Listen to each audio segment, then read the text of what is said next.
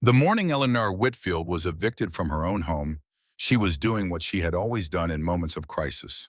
She was working with her hands. It was not yet 7 in the morning when she slipped into the formal dining room, moving quietly through the blue-gray light that filtered through the heavy curtains. She had sewn herself 30 years ago from fabric she had selected, pressed, and hung without asking anyone for help.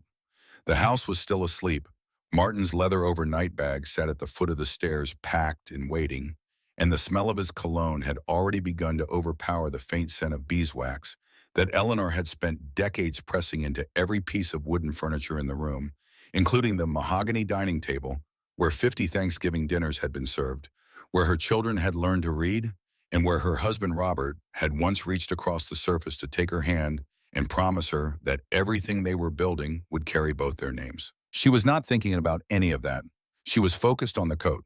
It was a wool tweed blazer, charcoal with a faint window pane pattern, one of the last garments she had tailored for Robert in 1988 before his hands had grown too unsteady to appreciate the weight of good fabric. Claudia had pressed an orange sticker onto the collar the previous afternoon, the same neon orange she was using to tag everything in the house for the estate sale she had already scheduled, moving through the rooms with the efficiency of someone who had been waiting a long time for permission to begin. The sticker meant the coat was going to a donation truck on Friday. It meant a stranger would wear it, or it would sit in a bin at the back of a thrift store until someone paid $2 for it without knowing what it was. Eleanor had no intention of letting that happen. She set her small sewing scissors on the table, held the lapel flat with 2 fingers, and began working the center button free from its anchor. It was a single button, roughly the size of a dime, carved from mother of pearl she had ordered from a specialty supplier in Providence more than 35 years ago. She had sewn it on herself using a French knot backing that would hold through a century of regular use. The button had no monetary value that any estate appraiser would bother to record, but Eleanor had made it with her hands, and that meant it belonged to her in a way that no deed could transfer or revoke. She had the button free in under 2 minutes. She held it in her palm for a moment, feeling the cool smoothness of it, then tucked it into the pocket of her cardigan. She heard Martin on the stairs. She did not move. She did not hide the coat or the scissors. She simply set both hands flat on the mahogany surface and waited, because she had learned long ago that the most powerful thing a person could do in a room full of people who underestimated her was to be completely still. Martin came through the doorway in his dress shirt already buttoned to the collar, his gold watch catching the early light as he scanned the room the way he always scanned every room, with the quick assessment of someone calculating what it was worth and how long he intended to stay. He looked at the coat on the table, then he looked at his mother. "That needs to stay where it is," he said. "The appraiser is coming Thursday." "The appraiser is welcome to evaluate it," Eleanor said. Her voice was even. "The button is mine." Martin looked at her the way he had been looking at her for most of his adult life, with a kind of impatient tolerance that never quite masked the calculation underneath it. He was 51 years old, and he had his father's strong jaw and his father's capacity for compartmentalization, which was a quality that had served Robert well in business and served Martin even better in moments like this one, when the person across from him was his own mother, and he needed to proceed as though she were a line item rather than a human being. He said nothing more about the button. He walked to the window, checked his watch, and said that Claudia and Owen were arriving at 9. Eleanor picked up her scissors. "I know," she said. He left the room. She sat alone with the coat for another moment, her hand resting on the wool, feeling the texture of it, the way the tweed had softened over 30 years of careful storage, pressed between sheets of acid-free tissue she had renewed every other year. She had maintained this coat with the same discipline she had maintained the house, the marriage, and the 3 people who were currently sleeping in the rooms above her head, all without being asked and without acknowledgement and without ever once being offered the simple courtesy of being told that what she did had value. She folded the coat once, set it on the sideboard, and went to make coffee. By 9:15, all 3 of her children were seated at the mahogany table, and Eleanor understood within the first 4 minutes that this meeting had not been organized in the past few weeks. It had been organized for years. She could see it in the way Martin set the manila folder on the table without opening it, the way Claudia was already scrolling through a real estate application on her phone without pretending otherwise, and the way Owen sat in the corner chair with his eyes fixed on his screen, positioned slightly outside the main arrangement, close enough to be present and far enough to maintain the fiction of neutrality. Martin did not offer preamble. He was not a man who believed in preamble. He slid the folder across the table and said that there were some legal matters they needed to discuss. And his voice had the same flat precision it had carried since he was 17 years old, when Eleanor had first recognized that her eldest son did not experience discomfort the way other people did. He felt it, she believed. He simply had learned to file it away somewhere unreachable, the way other people learned to file away old receipts. Eleanor did not open the folder. She looked at her son. "Tell me what's in it," she said. Martin leaned back slightly. "There's a 30-day notice," he said. "The property at 412 Heron Street is no longer in your name, Mom. It hasn't been technically since 2008. What you signed in that year was a quitclaim deed, full transfer, no conditions. The house belongs to the estate, and I am the executor." The room was very quiet. Outside, a car passed on the street, and somewhere in the kitchen, the refrigerator cycled on with a low mechanical hum. Eleanor reached forward and opened the folder. She read the top document slowly, the way she read everything front to back without skipping. She had learned to read legal documents in 2004 when Robert's diagnosis had forced her into contact with medical and financial paperwork that no one had prepared her for, and she had taught herself the vocabulary by buying a used copy of Black's Law Dictionary from a bookstore on Route 9 and working through it the same way she worked through any technical manual, methodically and without complaint. She found the term she was looking for on the second page. She looked up at Martin. "This document lists me as grantor," she said. Martin held her gaze. "That's correct. So I transferred the property. I gave it away." She paused. "I want to make sure you understand what that word means, Martin, and where it came from. Grantor, that is me, the person who had something and gave it to you." She set the document down. "I just want to be certain you understand what you received and from whom." Martin did not answer immediately. It was the first time in the morning that his expression shifted just slightly, a barely perceptible tightening around the eyes that Eleanor recognized as surprise. He had not expected her to know that word. He had apparently not been paying attention to who had raised him. Claudia looked up from her phone. "The 30-day clock starts today," she said. Her voice had the breezy efficiency of someone announcing a schedule change at a business meeting. "We have a staging company coming in 2 weeks, so it would help if you could be out by the first of the month." She glanced around the room with the appraising eye of someone who had already decided what everything was worth and found it mostly wanting. "We're thinking of pulling up the carpet in the hallway and the wallpaper in here." Eleanor looked at the wallpaper. She had hung it herself in 1984, a pale cream background with a repeating pattern of small botanical prints that she had chosen from a sample book after 3 weeks of deliberation. She had applied it over 2 weekends while Robert was out of town, and she had been so precise with the seams that visitors sometimes assumed it had been professionally installed. "The wallpaper is fine," Eleanor said. "It's dated," Claudia said, already returning to her phone. Owen had not spoken. He had not moved. Eleanor turned to look at him and found what she always found when she looked at her youngest child in moments of conflict, which was the face of someone who understood exactly what was happening and had made the decision long ago and definitively never to say so out loud. He was 47 years old, and he still sat in corners, and he still looked at his phone when the room became uncomfortable. And he had never once in his adult life stepped between his siblings and his mother.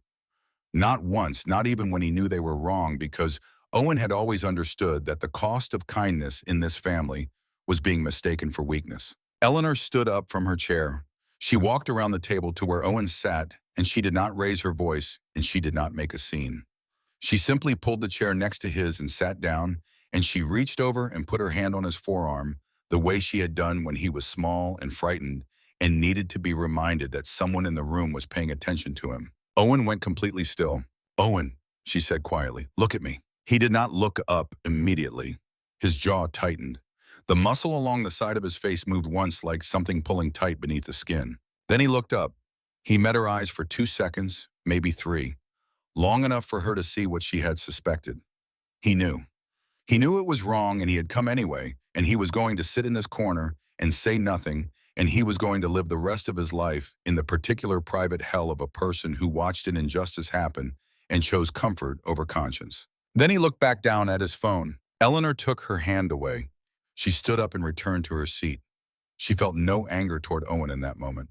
She felt something colder and more permanent, the finality of a door closing on a room she had been trying to keep warm for a very long time. She picked up the folder and began to read the remaining documents. Eleanor had not always been invisible.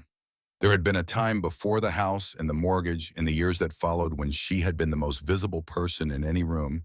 She entered not because of how she looked, but because of what she made. In the summer of 1971, she was 22 years old, and she ran a booth at the Ridgewood Street Fair with the focused efficiency of someone who had been managing inventory, customer relationships, and production timelines since she was 19. She had a price list written in her clean architectural handwriting, laminated in plastic and tacked to the front of the booth. She had an order book with a 3-week lead time noted at the top. She had 3 regular customers who had been coming back for 2 years. The dress she wore that afternoon was the 7th iteration of a design she had been developing for 6 months, working with iridescent silk in a color she had mixed herself by overdying a pale celadon base with a layer of teal. The result was a green that changed in different light, dark as a beetle wing in shadow, and bright as new copper in the sun. She had made and discarded 6 versions before this one, adjusting the drape of the bodice each time until it moved the way she wanted it to move. Robert Whitfield came to her booth because he had been watching her work from across the fair for 20 minutes. He was a land surveyor, broad-shouldered and careful in his movements, with the unhurried confidence of a man who spent his days reading landscapes that did not care whether he was paying attention. He did not compliment the dress. He asked about the stitching on the collar, specifically how she had achieved the curve without the fabric pulling at the corners. She told him. He listened with the focus of someone who was actually interested, not performing interest. Then he said, "I read land, you read fabric. I think we could build something." It was not a romantic line. It was a statement of complementary capability, and it was the most attractive thing anyone had ever said to Eleanor in her life. They married in 1973. They were for a brief and genuine period partners in the truest sense, 2 people who each brought distinct technical skills to the shared project of building a life. Eleanor had her atelier, which was growing. Robert had his surveying practice, which was stable. They had plans that involved both concrete and specific, the kind of plans that people who respect each other's competence tend to make. Then Robert found the house on Heron Street. It was a red brick colonial on a corner lot, 4 bedrooms, a wide porch, a kitchen that needed work. Robert had assessed the land with a surveyor's eye and declared it sound. He had run the numbers and presented them to Eleanor the way he presented all his findings, clearly and without embellishment. The down payment would require her entire savings, the full reserve she had built from 6 years of atelier work. The closing costs would require more. He promised her that her name would be on the deed in exactly the same terms as his own. He promised her the boutique school she had been planning someday when the children were older. He promised her that the house would be her canvas as much as his foundation. She believed him. Not because she was naive, but because in 1975, she had seen no reason not to. Robert was a man who kept his word, and she was a woman who believed that the structure of a good partnership, like the structure of a good seam, held under pressure precisely because it had been built correctly from the start. She closed the atelier on a Wednesday. She withdrew her savings on a Thursday. She signed the papers on a Friday. The public notary who handled the closing was a woman in her mid-50s with silver hair pinned back and reading glasses on a cord around her neck. She reviewed the documents with the steady efficiency of someone who had processed hundreds of closings, and just before she handed Eleanor the pen, she looked up over the top of her glasses and said quietly and without particular emphasis, "Make sure your name is on that paper the way you want it to be." Eleanor smiled politely, checked that the signature line was correctly labeled, and signed. She did not think about the woman again for 47 years. What followed was not a tragedy in the dramatic sense. It was quieter than that and more thorough. It was the slow replacement of one identity with another, the way rising water replaces air, in a room so gradually that the person inside does not notice until the ceiling is very close. Eleanor became a mother, then a caretaker, then a housekeeper, then a seamstress who worked at night after everyone was asleep, not because she had chosen to stop being an artist, but because the hours available to her had contracted around the edges of everyone else's needs until there was very little left for her own. She kept her Singer machine in the back bedroom, and she took in tailoring work from neighbors, mending and alterations, and the occasional commission that reminded her briefly that she was still capable of real work. She spent the money on the things Robert said the household budget could not cover, which was most things she considered important. Martin grew up watching her work and learning apparently that it was something small people did. He was 16 when she found the bundle of letters in his dresser drawer, envelopes addressed to her from former clients who had been trying to reach the atelier for years after she closed it. He had been collecting them and not delivering them. When she confronted him, he met her eyes without flinching and said he did not know where they had come from. He was 16 years old and he already knew how to lie with perfect stillness. Eleanor understood in that moment that she had been feeding something in her eldest child that she had not intended to feed, though she could not yet have named what it was. She filed the knowledge away. She went back to work. The year Robert's memory began to fail was 2003. He was 61. It started as most things start at the edges: misplaced keys, repeated questions, a name forgotten, and then recalled an hour later with visible relief. Eleanor recognized the pattern from a book she had read 3 years earlier, when a neighbor's husband had been diagnosed, and she knew before any doctor confirmed it what was coming and how long it would take. She did not tell the children immediately, not because she was hiding it, but because there was nothing useful they could do yet, and she had learned by then that telling Martin and Claudia things they could not immediately act upon only generated the performance of concern, which was exhausting for everyone and helped no one. She reorganized the house. She created systems. She labeled the cabinet where she kept Robert's medications with a chart she updated weekly. She learned to read his medical records by working through the relevant vocabulary the same way she had always learned anything new, one term at a time, cross-referenced and annotated in the margins. She altered his dress shirts to use Velcro closures instead of buttons, and she made them look identical to the originals so that he would not feel diminished by the accommodation. On Tuesday evenings, a neighbor named Nora Simmons came across the street and sat with Eleanor for 20 minutes. Nora was in her early 60s, a retired librarian with a habit of writing things down, and she asked very few questions. She brought soup, and she sat, and she drank tea, and she never once suggested that Eleanor should ask her children for help, because she had seen enough to know that Eleanor had already made that calculation. Occasionally, Nora would ask in a neutral tone whether Martin or Claudia had called that week. Eleanor would answer honestly. Nora would nod, and without any comment at all, she would open the small notebook she kept in her coat pocket and write something in it. Eleanor noticed but never asked what she was recording. Some forms of witness, she understood, did not require explanation.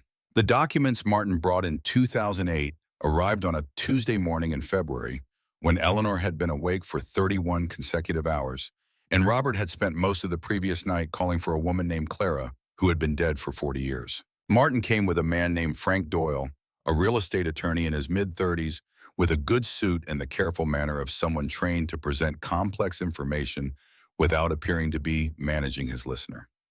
Frank set the papers on the kitchen table with the practiced efficiency of someone who had done this before and intended to finish quickly. He explained that the documents were designed to protect the family's assets from the escalating costs of Robert's care. He used words like protective trust and estate optimization, and he spoke in the particular cadence of a professional who understands that his listener is exhausted and is calibrating his delivery accordingly. Martin sat nearby and said very little, which was one of his more effective techniques. He had learned early that silence created the impression of transparency. Eleanor read the top document. She found the term quitclaim deed on the third line of the second paragraph, and the word landed in her chest like something cold and final. She knew what it meant. She had learned the term in 2005 when a neighbor was navigating a property dispute, and she understood with complete clarity what a document bearing that name was and was not. She looked at Martin. "This transfers the property," she said. "This doesn't protect it." Martin said that the legal architecture was complex and that Frank could explain the specific mechanisms if she wanted to go through it in detail, but that the essential effect was protection. He said it with the steady confidence of a man who had rehearsed the line. She looked at Frank Doyle. Frank met her gaze with the professional neutrality of a man who had decided somewhere before this moment that he was going to complete this transaction, regardless of what she said. She was 73 hours into a stretch without proper sleep. Robert had cried twice in the night and once had become briefly combative in a way that had left a bruise along her forearm that she was covering with a long sleeve. She had not eaten since yesterday afternoon. She picked up the pen. She signed where Frank indicated. And as she set the pen down, she noticed Frank reach for the folder with a movement that was too careful, too deliberate. The movement of someone securing a document rather than filing one. He slid it into his briefcase and closed the clasp with a soft final click. She thought about that click for a long time afterward.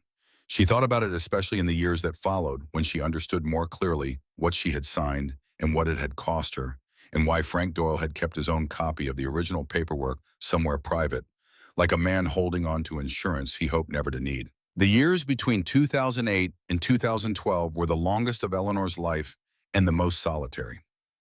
Robert's decline followed the pattern she had prepared for, predictable in its general arc and devastating in its specific moments. The afternoon he looked at her across the breakfast table and asked her very politely who she was, the morning she found him standing in the backyard in January in his undershirt looking at the fence with complete serenity, the nights when he called names she did not recognize and wept for losses she could not locate or comfort. She managed all of it. She managed the medications, and the appointments, and the insurance paperwork, and the modified meals, and the hygiene and the laundry and the nights. Martin visited twice in 4 years. Both times he stayed less than an hour. The children had their own lives. Eleanor understood this in the abstract and tried not to resent it in the particular with varying success. What she could not understand and never fully reconciled was the efficiency with which they had delegated the entire weight of their father's decline to a woman in her early 70s without once asking whether she was managing. Not as a courtesy question, as a real question, with the genuine intention of waiting for the answer. Nora Simmons kept coming on Tuesday evenings. She kept writing in her notebook. Robert died on a Tuesday in late August, 3 months before the morning. Martin slid the manila folder across the mahogany table. He went quietly in the bedroom where Eleanor had slept beside him for 39 years, and his last coherent day had been 2 weeks earlier, when he had recognized her, clearly held her hand, and told her the house was hers. She had not thought to ask him to put that in writing. She had believed him because she was, even after everything, a person who believed in the integrity of what people said to each other in quiet rooms. The children arrived for the funeral with the energy of people who had been waiting for permission to begin, which Eleanor realized as she watched them move through the rooms was exactly what they had been doing. Martin measured the parlor with a tape measure the morning after the service. Claudia took photographs of the crown molding. Owen sat in his corner and said nothing. Within 2 weeks, a staging company had been consulted and a real estate agent recommended. Within 3 weeks, a lawyer had reviewed the title. Within 30 days, Eleanor was sitting at the head of the mahogany table, looking at a 30-day notice and a quitclaim deed with her own signature on it and her name in the grantor line, which was the line that meant she had given everything away. She finished reading the document and she closed the folder. She stood up from the table and walked past Martin and past Claudia, who was now photographing the fireplace surround with professional efficiency, and she went to the corner where Owen sat. She sat beside him again. She put her hand on his arm again. He went still again. "I'm not asking you to fix this," she said. Her voice was very quiet, intended only for him. "I know you can't, or won't. I'm not sure which, and I've stopped trying to determine it." She paused.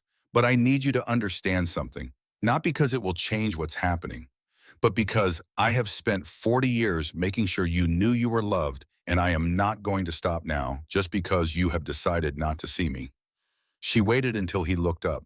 "What your brother is doing is theft, and you are sitting in that chair letting it happen. I need you to know that I know that. That's all." Owen looked at her. His jaw was working. His eyes were bright in a way that Eleanor recognized and had not seen in years, which was the brightness of a person fighting not to feel what they were feeling. He looked down. She stood up.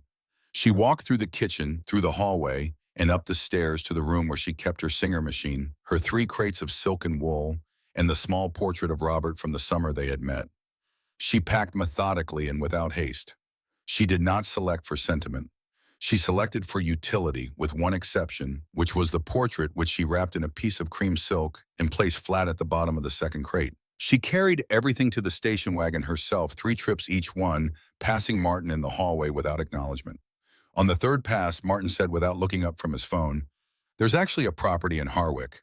Some remote thing Aunt Agnes left you. You could look into that." He said it as though it were an afterthought, as though it were nothing. He tossed a small cardboard box onto the entry table without breaking stride, and Eleanor picked it up as she passed and carried it to the car. She was at the end of the driveway when she stopped and opened the box.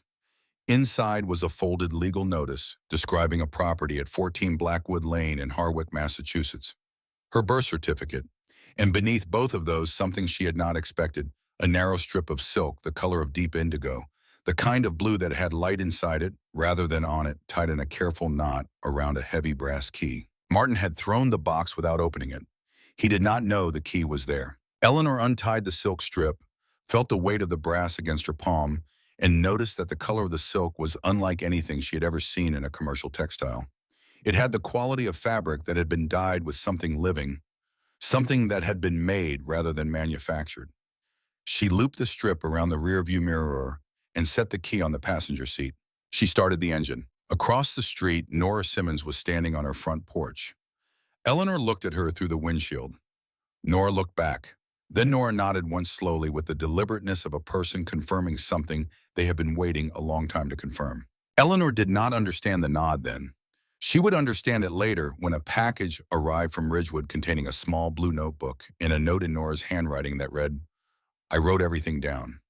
9 years. I thought it was time you had this." But that was later. Right now, she had 4 hours of driving ahead of her, a key she had not expected, and a color of blue she had never seen before turning slowly in the light above her dashboard. She pulled out of the driveway and drove north. She did not look back at the house, not because she was not grieving. She was. But a person who knows how to sew also knows when a seam has given way completely, and when it has, the only useful response is to assess what remains. Gather the pieces that still have integrity and begin again from a place that is true. She was 75 years old. The key was warm in the afternoon light, and somewhere in the hills above Harwick, Massachusetts, a house was waiting that her son had thrown away without opening. The sound found her before the house did. She heard it through the cracked passenger window as she turned off the main road onto a dirt track that the GPS had abandoned 3 miles back, a steady mechanical pulse coming from somewhere above the tree line, faint and rhythmic against the silence of the Massachusetts hills. Tick, tock, tick, tock. She slowed the station wagon and listened. It was too deliberate for wind, too consistent for an animal.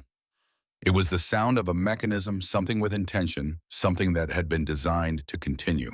Then the trees cleared and she saw the house. 14 Blackwood Lane sat against the darkening hillside like a man who has been standing in the cold for a very long time and has decided some years ago to simply accept it. The white paint had retreated from the siding in long, peeling strips that curled at the edges like old paper. The front porch leaned slightly to the left with the patience of something that had been leaning for decades and had stopped being in a hurry about it. The second-floor windows were intact, except for one in the far corner, which had a crack running diagonally from sill to frame, and through it the cold November air was moving the remnants of a curtain in slow, indifferent waves. Eleanor sat in the car for 1 full minute before she got out. She was not afraid. You had them. I'm afraid. She was assessing. There was a difference, and she had learned it in the first winter of Robert's decline, when she had stood in the doorway of what their life was becoming and understood that the choice was not between being afraid or not being afraid, but between what she did next. She got out of the car and walked to the foundation. She crouched down and pressed her knuckles against the base of the nearest corner post. The sound that came back was dense and unresonant, the sound of old growth timber that had spent 230 years becoming more itself. She stood up and knocked along the lower section of the exterior wall. Solid, solid, solid. Well, the siding was failing, the structure beneath it was not. She found the front door unlocked, which surprised her until she understood that nothing inside had seemed worth locking for a very long time. She pushed it open and stepped across the threshold into darkness that smelled of cedar and old dust and something else beneath both of those, something sharp and mineral and faintly sweet that she could not immediately identify. She moved through the kitchen with her flashlight. Cast iron stove surfaced in rust but structurally intact. A table with 4 chairs, one tilted at an angle from a leg that had softened with moisture. Baseboards with mold in the corners that would need to be cut out and replaced, not painted over. She noted it and kept moving. In the parlor, the floorboards groaned under her weight but did not flex, which meant the joists beneath were holding. The staircase banister was loose at the newel post. She gripped it, tested the direction of the give, determined it was the post and not the stringer, which meant a single fastening repair rather than structural work. She was cataloging problems, and they were not the problems of a dying house. They were the problems of a house that had been left alone. There was no electricity. She had known there would not be. She brought her flashlight and her wool blanket and the 2 crates she could carry on the first trip from the car, and she made up a rough bed on the parlor floor. With the high-quality wool she had been saving since the atelier, years the fabric still dense and lanolin rich, even after decades of careful storage. She ate the crackers and the apples she had packed in a bag on the passenger seat. She turned off the flashlight to preserve the battery. The darkness of the Massachusetts hills at night was not the darkness of Ridgewood. It had weight and depth and texture. It pressed against the windows from all sides with the total indifference of a landscape that had existed long before this house was built and would exist long after both of them were gone. Eleanor lay on her back and looked at a ceiling she could not see and listened to the house settle around her. And then the sound from outside returned closer, now moving through the ceiling above her, with a clarity the car windows had muffled. Tick, tock, tick, tock. Not from outside, from the second floor, from somewhere in the interior of the house itself. She lay very still and listened for 2 full minutes. The rhythm did not vary. It did not speed or slow. It was mechanical precision, the product of engineering rather than accident, and it had been running at that tempo and with that consistency in an abandoned house for God only knew how long. She did not go upstairs that night. She made a deliberate choice to wait for light. But as she closed her eyes in the dark parlor of 14 Blackwood Lane, cold in her bones, and exhausted in a way that went deeper than sleep could reach, she felt the sound above her like a second heartbeat, steady and patient, and she thought something up. There is still running. Someone built something up there that kept running after they were gone. She slept. She woke to light. It came through the cracked window pane in the far corner of the parlor, and the crack in the glass caught it and broke it apart the way a prism does, scattering it across the peeling wallpaper in dozens of small, overlapping rainbows that moved together as the morning air shifted the curtain. Eleanor lay still for a moment and watched them. Then she sat up. She looked at the ceiling. The carved crown molding that ran along the upper edge of the room was exceptional, the kind of detailed millwork that required a craftsman rather than a carpenter, each repeated element cut by hand to a precision that a router could approximate but never quite match. She reached up and touched the nearest section. The wood was dense and fine-grained bone dry after 2 centuries. She knew this technique from furniture restoration work she had done in the 1990s for a collector in Princeton. Mortise and tenon joinery throughout no hidden metal fasteners, the structural integrity coming entirely from the fit of the pieces themselves. A house built this way did not fail at the connections. It failed if it failed at the surface, which was exactly what she was seeing. Surface failure. The bones were sound. She built a fire in the kitchen stove using the kindling she found stacked against the back of the pantry, dry and ready as though someone had expected her, which struck her as strange until she decided not to think about it yet. She hauled water from the stone well in the side yard, the rope rough against her palms, the bucket heavier than she expected. She heated water on the stove and used a torn strip of wool to clean a section of the kitchen table, working in small circles from the center outward the way she always began any restoration, at the point of greatest potential and moving toward the edges. The wood beneath the grime was honey-colored sycamore, close-grained and beautifully figured. She set her Singer machine on the clean section of the table and felt its cast-iron base settle against the wood with a solidity that had nothing to do with weight. It was the sound of a tool finding its proper place after a long time away from work. She was threading the machine when she heard footsteps on the porch. She did not move toward the door immediately. She finished threading the needle. Then she stood and looked through the kitchen window at the woman standing on the porch steps with a thermos in one hand and a loaf of bread wrapped in a blue cloth tucked under her other arm. The woman was perhaps 65, with silver-streaked hair under a canvas work cap and the kind of face that had been made interesting by time and whatever time had required of it. She was looking at the singer through the window with an expression that was not curiosity. It was recognition. Eleanor opened the door. The woman looked at her steadily. "That's a 1954 Singer 201-2, she said. "If you dropped it, the table would break first." "I know," Eleanor said. "Who are you?" "Ruth Calloway. I own the antique shop on Depot Road about a mile down." She held up the thermos. "Ginger tea. I make it strong." She did not move toward the door. She stood where she was at the bottom of the porch steps with a quality of stillness that Eleanor recognized as deliberate. This was a woman who understood that some thresholds required an invitation. Eleanor looked at her hands. The calluses on the first two fingers of her right hand, index and middle, were the specific calluses of someone who worked with their hands in a precise and repetitive way. The wear pattern on her boot heels was even the stance of a person who stood straight and moved with purpose. Eleanor looked at the thermos, then at the bread wrapped in cloth rather than plastic, then back at Ruth's face. Agnes Harrow, Eleanor said, not a question. 20 years, Ruth said. She told me the woman who came here would check me before she trusted me. She said that was the right response. A brief pause. She also told me to give you the tea before I told you anything else because you would need to be warm first. Eleanor stepped back from the door. Not fully open, not fully closed. A provisional border. Do you know about the sound upstairs? Eleanor asked. Ruth smiled, small and knowing. I know where it comes from. Agnes told me it would still be running. She set the thermos on the porch railing. But she was specific that I could only show you the way, not open it for you. Eleanor picked up the thermos. The warmth of it moved through her frozen fingers like something she had not realized she had been missing. She looked at Ruth for another long moment, reading what was there, the way she read everything methodically without assumption, front to back. Come in, she said, but I decide when I'm ready to go upstairs. Understood, Ruth said and stepped across the threshold. They spent an hour in the kitchen. Ruth at the table with her tea, and Eleanor at the singer running test stitches on a scrap of wool, which was how Eleanor thought through problems with her hands occupied and her mind loose. Ruth did not push.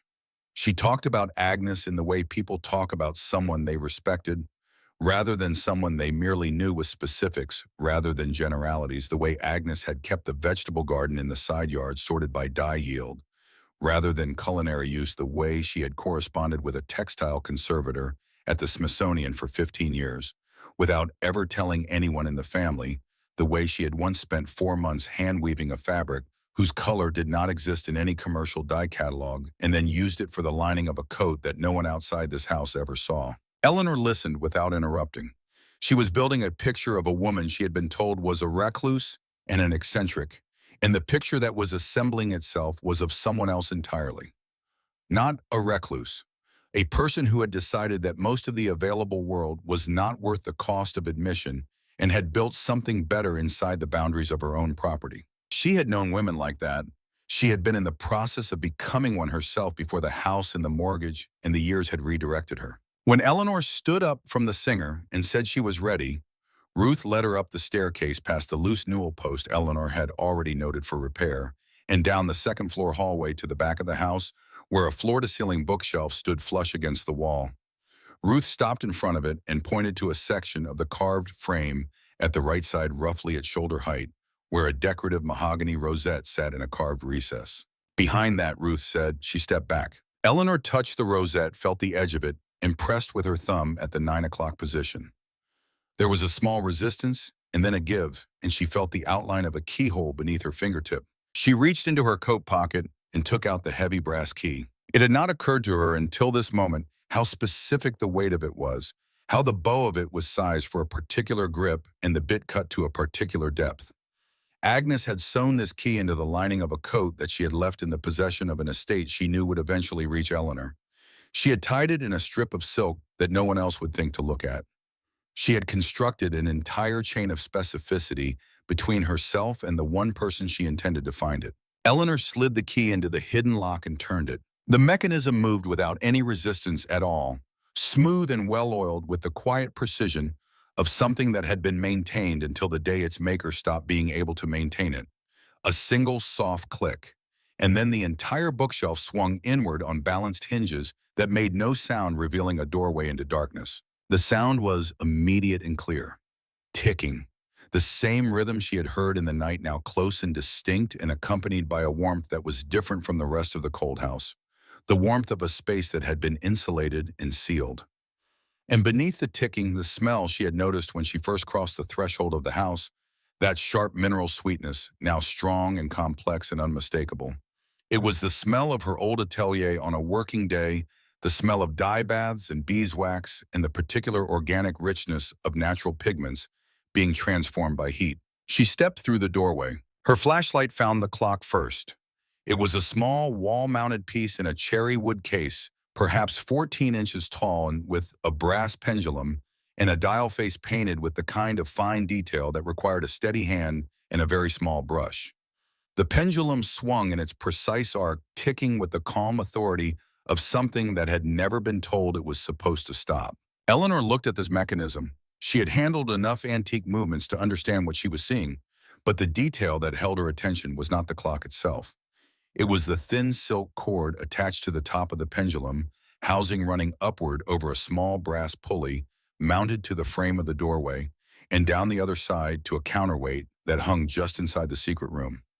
When the door closed, the weight descended, and the tension in the cord provided the energy to keep the pendulum swinging. Agnes had engineered a self-winding clock powered by the act of closing the door.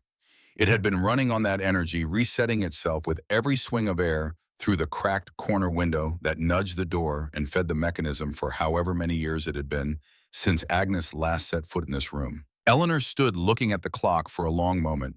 Then she turned her flashlight to the rest of the room. The shelves ran floor to ceiling on 3 walls, custom built, in the same mahogany as the bookshelf that concealed the door, each one fitted with a glass front that had been sealed against moisture, with a careful bead of wax along every edge. And on the shelves behind the glass, standing in rows with the quiet self-possession of people who had been waiting patiently for a very long time, were the dolls. There were hundreds of them, 18 inches tall, each one with a porcelain face so finely modeled that the line between the nose and the upper lip cast an actual shadow in the flashlight beam, each one with articulated wooden limbs positioned with a naturalism that required either extraordinary skill or extraordinary patience, and most likely both. The clothing on each figure was a complete historical ensemble, no detail omitted or approximated. Eleanor moved to the nearest case and leaned close to examine the first doll she could see clearly. The stitching on the bodice was the finest she had ever seen on any textile made by human hands. She had spent 50 years doing detailed work, and the standard she held herself to was 12 stitches per centimeter on her best days with her best materials. The stitches on this figure's bodice were beyond counting at normal distance. She pressed her face close to the glass and estimated, conservatively, 40 stitches per centimeter, possibly more. Every stitch perfectly tensioned, perfectly placed, no deviation across the full surface of the garment. Agnes Harrow had not been a hobbyist. Agnes Harrow had been a master technician who had spent her entire life working in secret. Eleanor straightened up. Her flashlight moved along the row of glass cases, counting. 100, 150. She moved to the adjacent wall. The cases continued. 200 dolls, each one a complete work, each one representing hundreds of hours of labor. On the central work table in the middle of the room, covered by a linen cloth, she found 12 bound volumes in dark brown leather, their spines labeled in Agnes's precise handwriting with dates and subject headings. She lifted the cloth and picked up the first volume. It opened to a page of dense, careful script, accompanied by small swatches of silk pinned to the margin, each swatch labeled with a date and a formula. The writing was technical and exact, the notation of a scientist recording reproducible results. Eleanor recognized the methodology. She had kept similar records for her own dye experiments in the atelier, though nothing approaching this scale or this level of documentation. She read for 20 minutes without moving. The formulas she was reading described processes for extracting stable pigments from plants she could identify by sight in the garden she had walked through that morning. Black walnut hulls processed at a specific temperature for a specific duration produced a brown so deep and even it had not faded a single perceptible shade on the silk swatches pinned beside the notation, and those swatches had been pinned there for decades. Goldenrod flowers prepared through a mordanting process she had never encountered produced a yellow so pure and luminous it seemed to generate its own light. Madder root processed through a sequence Agnes had developed over what appeared to be 15 years of iteration produced reds that had the warmth and stability of a color from nature rather than a laboratory. She reached the last notebook and found an envelope tucked into the back cover, her name on the front in Agnes's handwriting. She set the notebook down and held the envelope for a moment before she opened it. The letter inside was 4 pages written in the same careful script as the notebooks, and Eleanor read it, standing at the central work table with the ticking of the clock marking time around her. Agnes wrote about creation and about silence, about the choice to work without an audience in a world that only values what it can see and measure. She wrote about Eleanor's atelier, which she had heard about through a mutual acquaintance years after it closed, and about the specific tragedy of talent that is redirected rather than destroyed, because redirected talent always knows what it was supposed to become. She wrote about watching from a distance of years and correspondence that Robert had intercepted and discouraged a woman she recognized as her own kind, which was the kind that builds things with precision and receives nothing for it but the satisfaction of the work itself. And then she wrote the line that Eleanor had to read 3 times before she believed it. I was the notary at your closing in 1975. I was the woman who told you to make sure your name was on that paper the way you wanted it to be. I watched you sign and I saw what you did not see, which was the expression on your husband's face in the moment the pen touched the page. I have thought about that expression for 47 years. I want you to know that I recognized you that day as someone who deserved better than what was about to happen, and I am sorry that the only thing I could do then was to say the words I said and hope you heard them. You didn't then. I hope you hear them now. Eleanor set the letter down on the work table. She stood very still in the sealed room with its ticking clock and its 200 silent witnesses, and she let the information settle into her at whatever speed it needed to travel. Agnes Harrow had seen her at 26 years old, standing at a table about to give away everything she had built, and had tried to warn her with the only tool available, a single quiet sentence in a room full of people who were not listening. And then Agnes had spent the next 47 years building a place for Eleanor to come to when the thing she had warned against finally happened. Eleanor turned to the last page of the letter. The final paragraph was short. Robert came here in 1994 and asked me for money to cover his investment losses. I declined. Before he left, he stood in front of this door, which was closed, and said, "Agnes, you are hiding gold in the woods." He was not wrong, but the gold was not for him, and somewhere beneath the version of himself he had constructed over the years, I believe he knew that. It was for you. It has always been for you. Now come home. Eleanor folded the letter and put it in her coat pocket. She looked around the room one more time at the shelves, in the cases and the clock, with its steady pendulum and its self-sustaining mechanism, and she understood that Agnes had not left her a collection. She had left her a proof, a demonstration made in the only language Eleanor had ever truly trusted, which was the language of things built with sufficient care to last. She had been told her whole adult life in the particular silence of being overlooked and the specific cruelty of being reduced that her kind of work was small. Agnes had spent 60 years building the counterargument. Eleanor picked up the first notebook and carried it to the doorway. She called down to Ruth. "I need an appraiser," she said, "someone from the university, and I need a list of every botanical supplier in the county." Ruth appeared at the bottom of the stairs and looked up at her. Whatever she saw in Eleanor's face made her exhale slowly, the breath of someone who has been waiting for a particular moment and is relieved to find that it has finally arrived. "I know someone at UMass," Ruth said.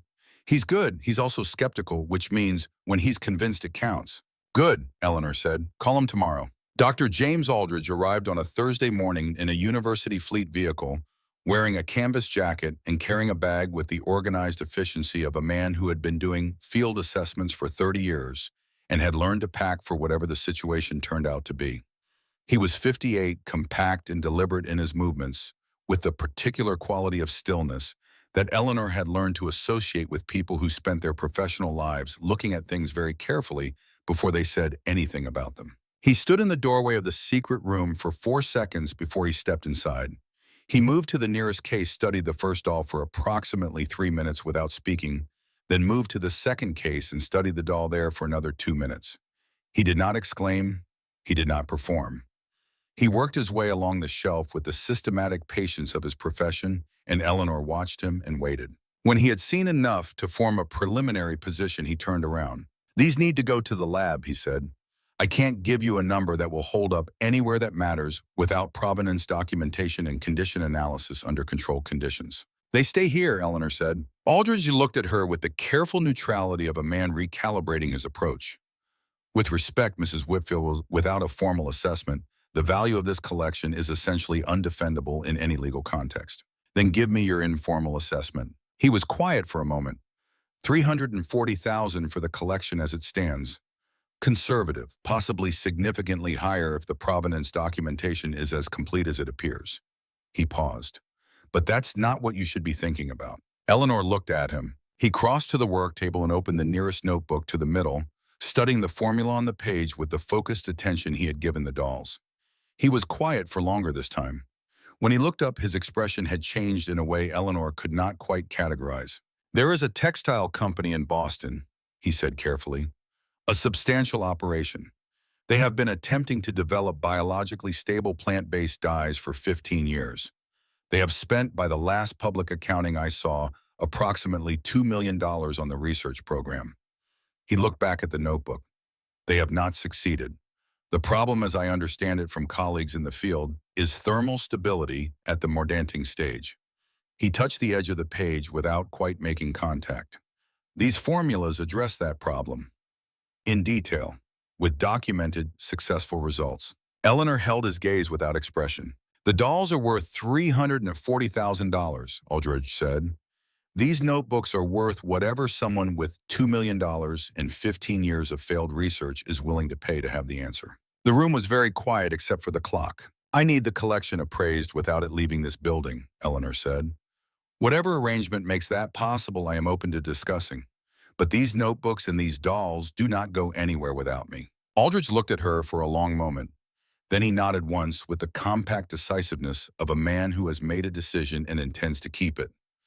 "I'll need to make some calls," he said. "There's a way to do this. It will take a few weeks to arrange." He left in the early afternoon, and Eleanor stood at the kitchen window and watched his vehicle disappear down the dirt road. Ruth came in from the garden where she had been giving them privacy, set a clean cup on the table, and poured tea without being asked. 2 days later, Ruth's email account received a message from a Boston law office. The subject line read, "Inquiry regarding property at 14 Blackwood Lane, Harwich, Massachusetts." The body of the email asked about the status of what it described as family assets potentially located on the premises, and requested access for the purpose of evaluation.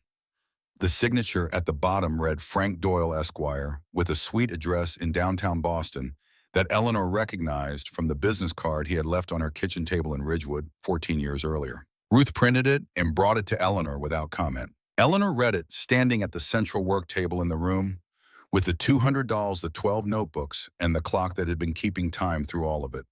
She read it twice. She set it face down on the table. She walked to the hidden door and stood looking at it from the inside at the brass pulley and the silk cord and the counterweight that Agnes had engineered to keep the mechanism running long after she was gone. A system designed not just to survive, but to sustain. A system designed for someone who was not yet there. Then she pushed the door open, walked out, and pulled it closed behind her. The pendulum reset. The clock kept ticking. "Ruth," she said, her voice carrying the new and particular quality it had developed in the weeks since she had arrived at this house, a quality that had nothing to do with volume and everything to do with intention. "I need the name of the best property attorney in Massachusetts. Not a good one, the best one. And I need it tonight." The attorney's name was Margaret Osei, and she drove up from Springfield on a Saturday morning in a car that was neither expensive nor cheap, which Eleanor took it as a good sign. Expensive cars announced arrival. Margaret Osei arrived. She was 53 with close-cropped hair and the unhurried precision of someone who had learned long ago that the most effective way to dismantle a bad argument was to let it finish speaking before you began. She spent 4 hours in the house on that first visit. She read Agnes's 12 notebooks not all the way through, but systematically the way a surveyor reads a map, looking for the points that establish position. She examined the notarized certificates Agnes had accumulated over 50 years of monthly documentation, each one stamped by the same Harwich notary, until that notary retired in 2019, and a second one took over without a single month's gap in the record. She read the will itself, which Eleanor's new attorney had already obtained from the county recorder's office, and she spent a long time on the specific clause that addressed artistic integrity. When she was done, she set everything in a neat stack and put her hands flat on the table. "Your son is going to attempt 3 arguments," she said. "Undue influence at the time of the original will's drafting, mental incapacity, and the claim that the collection constitutes family property rather than Agnes Harrow's independent artistic estate." She looked at Eleanor. "All 3 of those arguments are going to fail. The notarized record alone destroys the first 2. The provenance documentation for the collection destroys the third. What he has built is a case made of materials that will not hold under examination." She paused. What concerns me more is the quitclaim deed. That is a separate matter from this property, and it is the matter with teeth. I know, Eleanor said. Do you have anything that addresses the circumstances under which you signed it? Eleanor had been waiting for this question. She had been waiting for it since the morning Ruth printed Frank Doyle's email and brought it to the work table without comment. She reached into the drawer of the kitchen sideboard and produced two items. The first was a manila envelope containing the medical records she had requested from Robert's neurologist under HIPAA authorization 3 weeks earlier, records that documented the progression of his condition month by month, including a notation from February 2008, the same month she had signed the deed describing an acute confusion episode severe enough to require a dosage adjustment. The second item was the small blue notebook from Nora Simmons, open to the page dated the same week, which read in Nora's careful librarian hand, Martin's car in driveway 11 a.m. Second man with briefcase. Eleanor looked exhausted when she came to the door at noon. Robert was audibly confused in the background. Margaret O'Shea read both documents. She set them beside the Agnes materials. She looked at the window for a moment, then back at Eleanor. There is still the question of the attorney who prepared the deed, she said. Without his testimony about what he knew and when he knew it, this is circumstantial. Compelling, but circumstantial. He may be willing to speak, Eleanor said. Margaret looked at her with the careful attention of someone hearing a sentence that contains more information than its words. Has he contacted you? Not yet, Eleanor said, but I believe he will. She was right. Frank Doyle arrived 11 days later on a Tuesday afternoon alone, without a briefcase in a car that needed washing. He sat down at the kitchen table with the quality of a man who had rehearsed what he was going to say and was no longer certain any of the words were adequate. Eleanor poured 2 cups of tea and sat across from him and waited. He talked for 40 minutes. He explained what he had known in 2008, which was everything. He explained that Robert's medical records had been provided to Martin by a facility coordinator who should not have provided them, and that Martin had shared them with Frank before the February meeting so that Frank could assess whether the signing would hold up legally. Frank had assessed that it would not hold up cleanly if challenged, which was why he had kept his own copy of the original paperwork and why he had structured certain elements of the deed documentation in ways that created ambiguity rather than clarity. He had not done this to protect Eleanor. He had done it to protect himself, to ensure that if the arrangement collapsed, the documentation of his own conduct would be interpretable rather than damning. But Martin had now retained new counsel for the Harwick matter and was preparing to name Frank as the sole architect of the 2008 transfer, positioning himself as a son who had relied on professional advice rather than a man who had orchestrated the removal of his mother's property. It was a clean pivot, and Frank had seen it coming for 2 months before he drove up to Harwick on a Tuesday and rang the bell at 14 Blackwood Lane. When he finished, Eleanor looked at him for a long moment.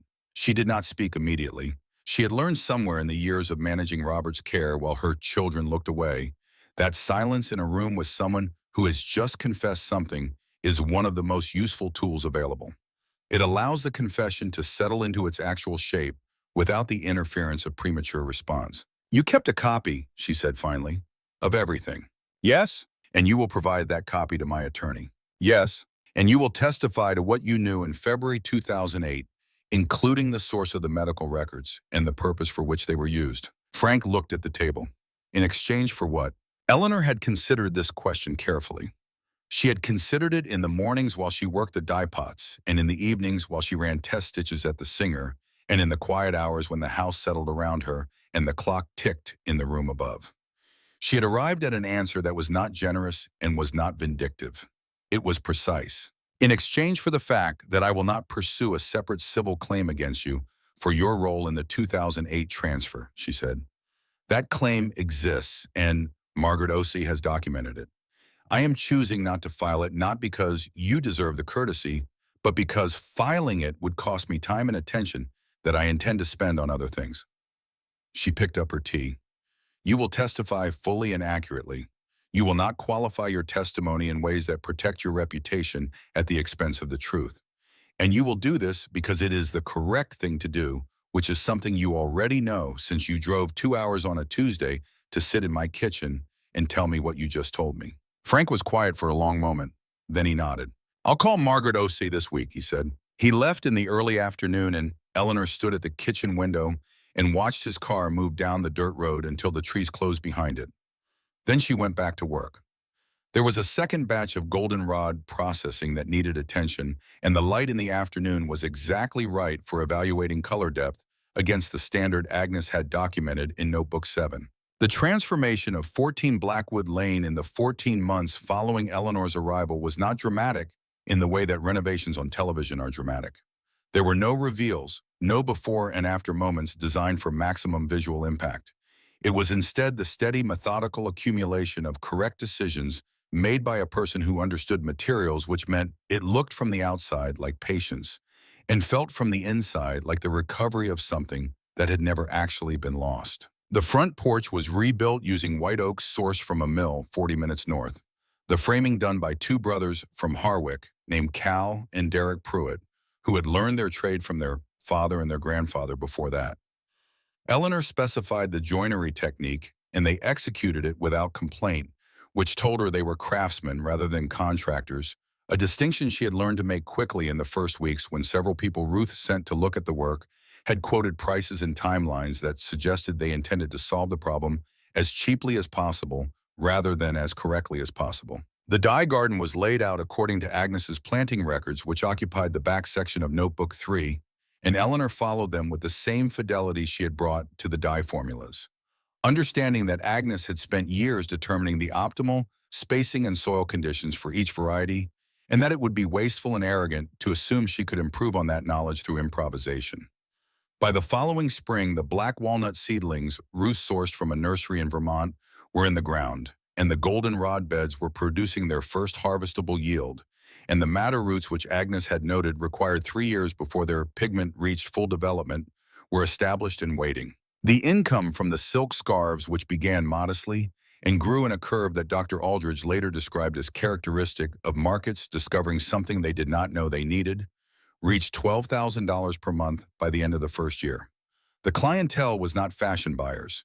It was conservators, historians, textile researchers, and a small group of collectors who had been told by someone they trusted that the woman in Harwick, Massachusetts was producing colors that had not existed in the commercial market for a century. UMass Amherst made its formal proposal in the 9th month, a research partnership agreement that was, as Aldrich had promised, structured entirely around Eleanor's terms. Her name appeared in the contract as sole owner of all intellectual property derived from Agnes Harrow's documented formulas. The university would provide graduate researchers, laboratory analysis, and academic documentation. Eleanor would provide access to the source materials and the right to publish findings with her attribution. She read every line of the contract before she signed it, and when she was done reading, she asked Aldridge one question. Is my name on this as owner, not contributor, not source, owner? Page 4, paragraph 2, Aldridge said. Sole and exclusive owner. She signed. The academic paper that resulted from the first year of the partnership was published in a journal of textile conservation that Eleanor had never heard of, and that apparently had 7,000 subscribers who cared about it a great deal. The paper was cited by the Boston Textile Company, whose 15-year research program had failed. Within 3 months of publication, that company's legal team had contacted Margaret Osie's office with a licensing inquiry. The number they proposed was significant enough that Margaret called Eleanor and read it to her twice to make sure she had heard it correctly. Eleanor listened both times. Then she said, "Tell them I'll consider it after the Harwick School is fully funded." Margaret paused. "The school? I'm opening a school," Eleanor said. "I'll explain when I see you." The legal proceedings against Martin concluded not with his trial, but with the particular silence of a settlement reached under circumstances that left no one feeling triumphant. Frank Doyle's testimony, delivered in a deposition that lasted 3 hours and 20 minutes, and was noted by Margaret as unusually complete, established the factual record of what had occurred in February 2008 in sufficient detail that Martin's new counsel spent approximately 15 minutes reviewing the transcript before advising his client to settle. The settlement required Martin to pay $180,000, which represented the recoverable portion of the equity transfer after the costs of the legal proceedings were subtracted. He also agreed to cover Eleanor's legal fees from the Harwick matter, which added another $45,000 to the total. He signed the settlement agreement in a conference room in Springfield with the expression of a man who has miscalculated the load-bearing capacity of the ground he chose to stand on and is now standing in the hole. Eleanor was not present at the signing. She was in the dye garden processing the first significant harvest of walnut hulls. When Margaret called to tell her it was done, Eleanor was standing at the outdoor processing station she and Cal Pruitt had built from repurposed slate and iron pipe, stirring a pot of dye bath with a wooden paddle Agnes had left hanging in the pantry. She listened to Margaret's summary, thanked her, and went back to stirring. She deposited the settlement funds into a dedicated account. She did not spend them on the house or on materials or on anything related to her own comfort.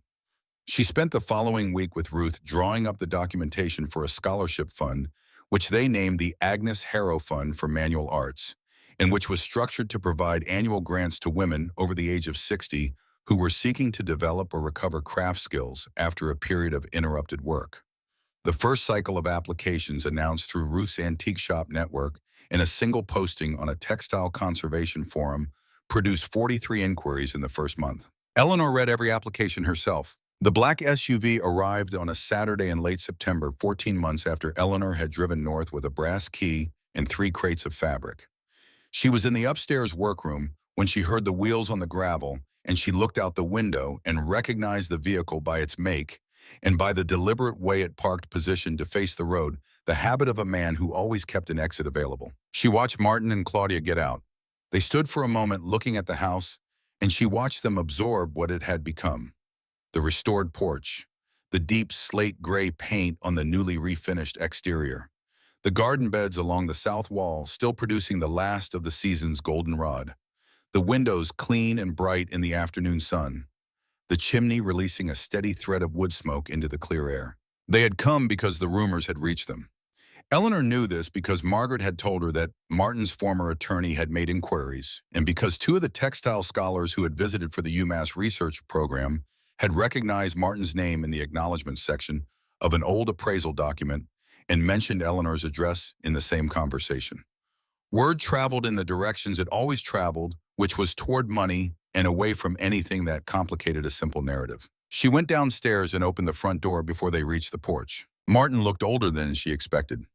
Not in years, but in the specific way that prolonged anxiety ages a person around the eyes and at the corners of the mouth, where the muscles that hold a confident expression eventually tire of the work.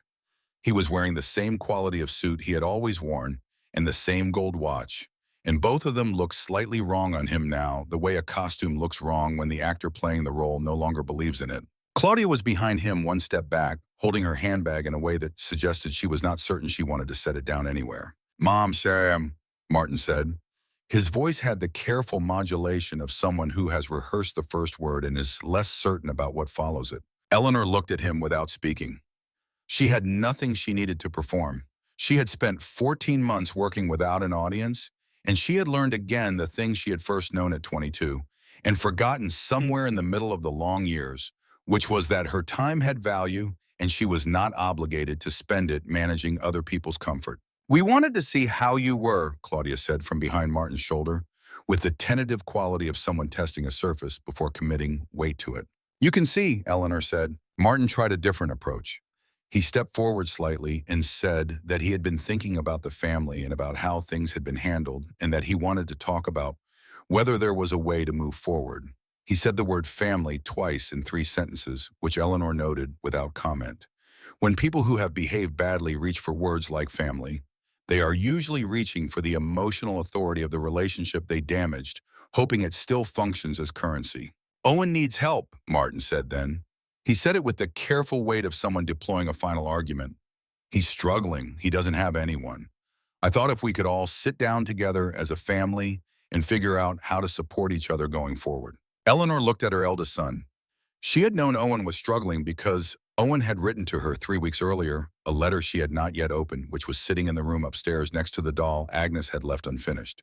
She had not opened it yet because she had not decided how she wanted to respond, and she had learned not to respond to things until she had made that decision clearly. But she knew about Owen's situation, and she knew Martin knew she knew, and she knew that Martin had driven 4 hours on a Saturday and invoked Owen's name because he had run out of other approaches and was hoping that her affection for her youngest son would function as a door he could walk through. "If Owen needs me," she said, Owen knows where I am. He wrote to me 3 weeks ago. I will answer him when I am ready to answer him in whatever way I decide is right." She looked at Martin steadily. You drove 4 hours to use your brother's name as a key. I want you to know that I recognize that. Not to shame you, just so you know that it was visible." Martin looked at her for a moment with an expression she had not seen on his face since he was very young. Something unguarded and uncertain, the look of a person who has encountered a limit they did not expect and does not know what comes next. Claudia said nothing. She had been looking at the house, and something in the way she was looking at it had shifted during the conversation, some of the calculation gone and replaced by something harder to name. Eleanor thought it might be the particular grief of a person realizing in a specific and undeniable moment what they had thrown away. "I want you to hear something," Eleanor said. Her voice was quiet and even, the same voice she used when she was explaining a technical process to a student, clear and without decoration. "I spent 50 years being invisible to this family. I spent those years making things, maintaining things, caring for things. And I did it because I believed that the work had value and that the people I was doing it for had the capacity to eventually recognize that value. I was wrong about the second part. That was my mistake to make, and I made it, and I have stopped making it." She looked from Martin to Claudia and back. "You didn't come here because you're sorry. You came here because the thing you threw away turned out to be worth something, and you would like a portion of it. I understand the logic. It's the same logic that has governed every decision you have made since you were old enough to make decisions. But this house, this work, and this life are not available for that transaction. They never will be, Will." She stepped back from the doorway. "The door is behind you," she said. "It is the only thing in this house I will let you touch." Martin opened his mouth and then closed it. He looked at the doorway, at the house beyond it, at his mother standing in it with the particular quality of presence she had developed in the 14 months since she had arrived in Harwick, with nothing but a Singer machine and a brass key. He was a man who had spent his life reading rooms for what they would yield, and what this room was yielding was nothing. Nothing he could take, nothing he could leverage, nothing he could reframe into an asset. Just a woman standing in a doorway she owned in a house she had rebuilt on ground she had earned. He turned and walked back to the SUV. Claudia followed, and at the edge of the porch, she paused for just a moment, and Eleanor saw her look back at the garden beds, at the goldenrod, and the walnut trees, and the rows of madder root that would not reach full pigment yield for another 2 years. There was something in Claudia's face in that moment, a recognition of patient work and its consequences, that Eleanor noted without softening. Understanding came in its own time and at its own cost. That was not Eleanor's responsibility to manage. The SUV backed out of the drive and moved down the road, and the sound of it faded into the hills, and then it was gone. Eleanor stood on the porch for a moment in the September afternoon, feeling the particular quality of silence that follows the departure of something that has been present for a very long time. Not emptiness, relief. The specific relief of a weight that has been carried so long it became invisible, finally set down. The consequences that followed were not things Eleanor had to arrange. They were the natural results of specific causes, the kind of outcome that requires no intervention from the person who set them in motion, only the patience to let the sequence complete. Martin's debt obligations, which had been structured against the equity of the Ridgewood property, came due in full when the settlement stripped the financial buffer he had been using to service them. The Ridgewood house sold for $45,000, less than the figure he had presented to Eleanor at the mahogany dining table on the morning he handed her the eviction notice. The commercial real estate community in northern New Jersey is not large, and the story of what he had done became known in it through the channels. Such stories use the accounts of attorneys and appraisers and the quiet conversations between people who work in the same professional world and pay attention to who behaves with integrity and who does not. He was not blacklisted in any formal sense. He was simply no longer recommended, which in his business amounted to the same thing. Claudia's restaurant, which she had financed with her share of the Ridgewood proceeds, closed after 5 months. The failure was not primarily financial, though the finances were not managed well. It was the failure of a concept built on a person's idea of themselves, rather than on any practical assessment of what the market needed or what Claudia actually knew how to do. She found work as a hostess at a mid-range chain in the city, and Eleanor heard this through Margaret Ossie, who heard it through a mutual contact. And Eleanor received the information without comment and without satisfaction, because she had arrived at a point in her life where other people's failures were simply facts, rather than events that required an emotional response from her. Owen was more complicated. He always had been. His letter, when Eleanor finally opened it, was 4 pages in his handwriting, which was small and cramped in the way of someone who had learned to take up as little space as possible. He wrote about the morning at the mahogany table, about the 3 seconds when he had met her eyes and then looked away, and he wrote about it with an honesty that surprised her, not performing remorse, but describing factually and with some precision the specific cowardice of the choice he had made and what it had cost him in the years since. He did not ask for forgiveness. He asked whether she would be willing to speak with him. Not visit, not reconcile, just speak. Eleanor sat with the letter for 3 days before she wrote back. She wrote 2 paragraphs. The first was honest about what his silence at the table had meant to her. Not as accusation, but as information, the way she would have described a structural failure in a material she had tested. The second was shorter. She told him that she was willing to speak with him, that he could come to Hark if he wanted to, and that she would not pretend the table scene had not happened, but that she had not raised 3 children to watch one of them disappear entirely, and she was not prepared to let Owen become someone she only heard about through other people's reports. She did not hear back for 6 weeks. Then one Saturday morning, a car she did not recognize pulled into the drive, and a man who looked like Owen but moved differently, more carefully, with the self-consciousness of someone who is not certain of their welcome, got out and stood in the driveway looking at the house. Eleanor watched from the kitchen window. Then she went to the front door and opened it. Owen stood at the bottom of the porch steps for a moment, and she stood at the top, and neither of them said anything. Then he looked up at the house, at the restored porch and the slate gray paint and the garden beds along the south wall, and something moved across his face that was not the careful neutrality he had been wearing since he was 17 years old. It was the face of someone seeing something they did not expect, which was evidence that a person they had written off even partially, even passively, had been living a life of genuine substance in their absence. "You built all this," he said. "I restored most of it," she said. "Some of it was already here. I just had to find it." He came up the steps. She stepped back from the door. Not wide open, not closed, the same provisional border she had offered Ruth Calloway 14 months earlier, and for the same reason. Trust was not a state she conferred. It was a position that had to be earned in increments through time and through demonstrated consistency, which was also how she understood dye fixation. The color did not hold because you wanted it to. It held because the process had been correct from the beginning. Owen came in. They had tea in the kitchen.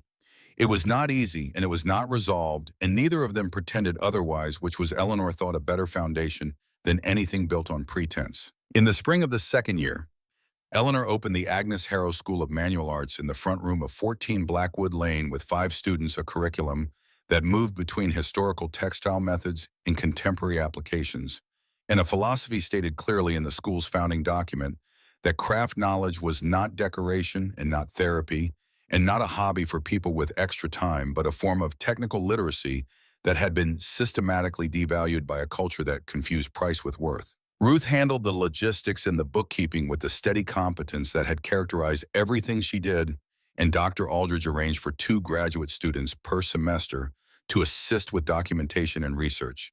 And the school became, within its first year, a place that people traveled to from Boston and from New York and eventually from farther, not because it was famous, but because the word that traveled about it was specific.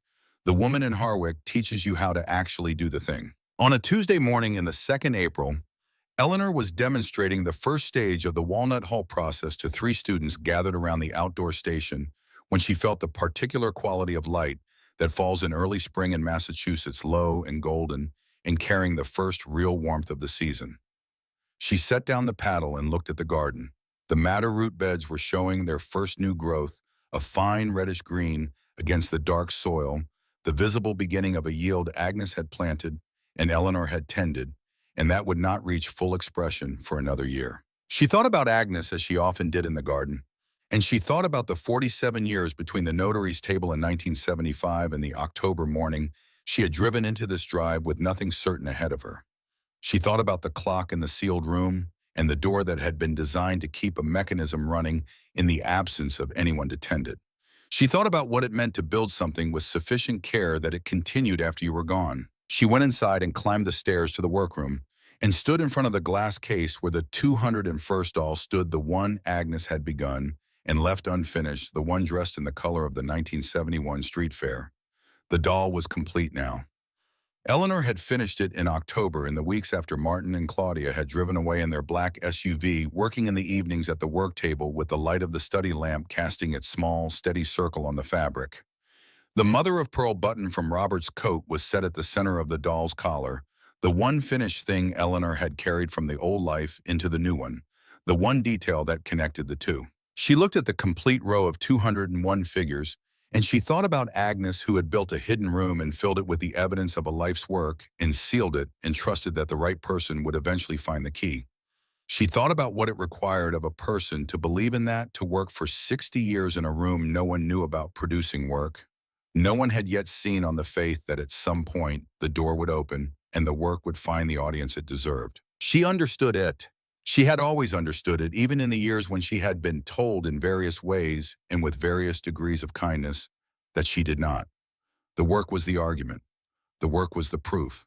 Everything else was commentary. She reached out and adjusted the set of the 201st doll's skirt by a quarter inch, the iridescent emerald catching the spring light from the window, and she felt the familiar quality of rightness that comes when a detail finally settles into the position it was always supposed to occupy.